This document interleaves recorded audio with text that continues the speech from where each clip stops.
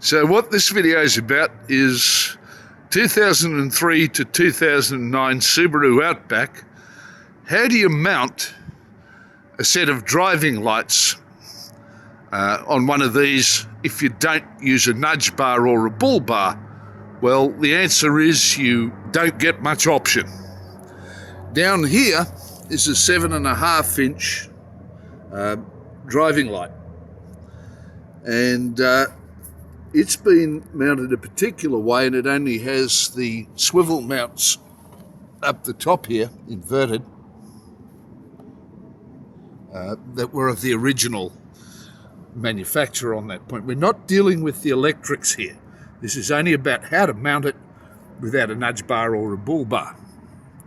Now, the trouble happens to be this is the only position you can mount that in, which is inside the front here. I could show you all of the other points you might think you could, but the main thing to remember is this bit here is all fiberglass, and in behind it is a form of foam. So if you drill through that, you can crack that very easily, not from the drill, but if you try to bolt something to it or use pop rivets or waste your time with a washer and stainless steel pop rivets or aluminium pop rivets. Don't ever use aluminium pop rivets. I was an auto accessory fitter about 40 years back, and we used a large quantity of aluminium to fasten some things, but they always work loose because aluminium is very soft. So when we held things together, we used stainless steel finally, stainless steel pop rivets, so that they didn't come loose. And down here, I've got this bit where it's mounted. That's actually plastic, so it's part of the front fender. And it's a very weird sort of a setup that the Subaru Outback has. But there is ultimately reasonably much nowhere sensible to mount a driving light. So these are nice and solid. You feel that? So, ouch, ow. Well, there you go. It is reasonably solidly mounted there. And it is a very weird sort of system. Another thing to note here is this is Australia, so you can go and get most of the parts of this sort of thing from Bunnings, so it's very easy to understand what you'll need to use, because you need to buy some bits and pieces of rubber and brackets and things that aren't normally part of it. Just another note about this, that the logo for the actual brand of light that is actually on the top of that. So like I said, this is quite inverted, the brackets I put on it. But I might show you this too, that just a quick one about mounting things. See, it's got nowhere to mount an antenna either, and that there is a special angle bracket to mount the UHF antenna. But unfortunately too, I had to sort of build that up and put shims in behind it and double bolt it down through the gutter where the bonnet runs, and it only quite fits in there, but that's the only thing I can do, and that's the only type of antenna you can use, because you can't use a heavy antenna.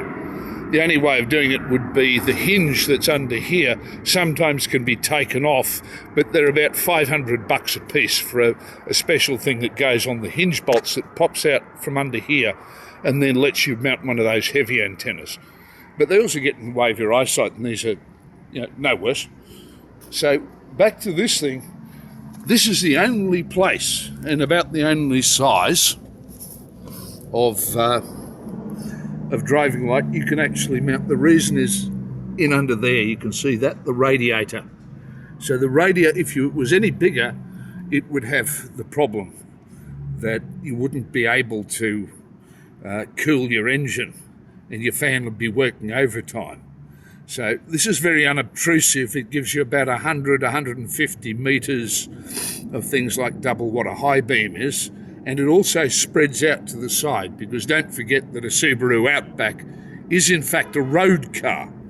It's a road car with a bit of four-wheel drive ability, and most people that had these when they first came out also would go and buy raised shock absorber spring sets if they didn't get a whole raising kit. So they'd raise it a couple of centimetres to be absolutely sure it had stiffer, higher springs, and they'd be able to get over bumps in the road. And that's exactly what this is for, is out near forests and things like that. I did a bit of beekeeping a long time back. So now to reverse engineer this to show you what the bits and pieces are. So first I'll put my hand in here and I'll remove the bolt from behind. No, oops, dropped it, but I can retrieve that very quickly. And I better loosen the other one on the other side.